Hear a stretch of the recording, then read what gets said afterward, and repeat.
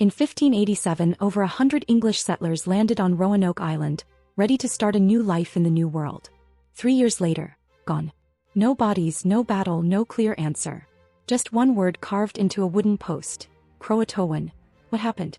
Let's find out. Before we get into this insane mystery, make sure to hit like, subscribe, and ring that bell so you never miss another wild historical story.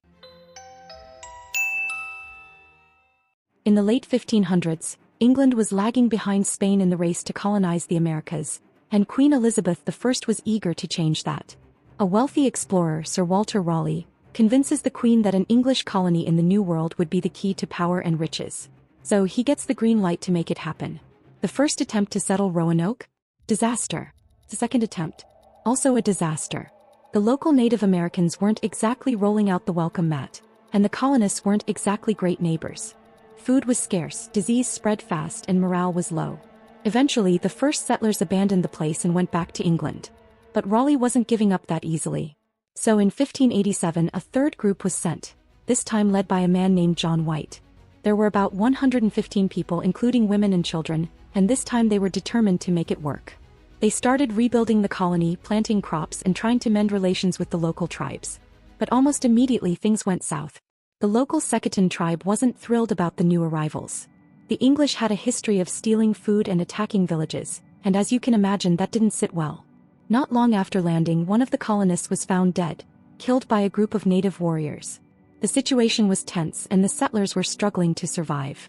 With supplies running dangerously low, John White had to make a tough call. He would sail back to England to get reinforcements. The settlers, including his own daughter and his newborn granddaughter Virginia, the first English child born in the New World, by the way, had no choice but to wait and hope he'd return quickly. But White had terrible luck. By the time he got to England, there was a slight problem. England was at war with Spain. Queen Elizabeth had ordered every available ship to help fight the Spanish Armada, meaning White was stuck in England. He tried for 3 years to get back. And when he finally did, the colony was gone. Not destroyed, not burned, just empty. There were no signs of a fight. No skeletons, no mass graves, nothing. The only clue? The word CROATOAN carved into a wooden post. Now here's the thing. Before White had left for England, he told the settlers that if they were ever forced to leave, they should carve a sign indicating where they went. And if they were in danger, they were supposed to carve a Maltese cross. There was no cross. Just CROATOAN. So, CROATOAN wasn't just a random word. It was the name of a nearby island, home to the CROATOAN people. White figured, alright, maybe they just packed up and moved. He wanted to sail straight there and find out. But, because John White apparently had the worst luck in history, a massive storm rolled in and forced his crew to leave the coast. He never got the chance to search CROATOAN Island. White had no choice but to return to England, and that was it. No one ever saw the Roanoke colonists again. The most logical explanation? The settlers just moved in with the CROATOAN people.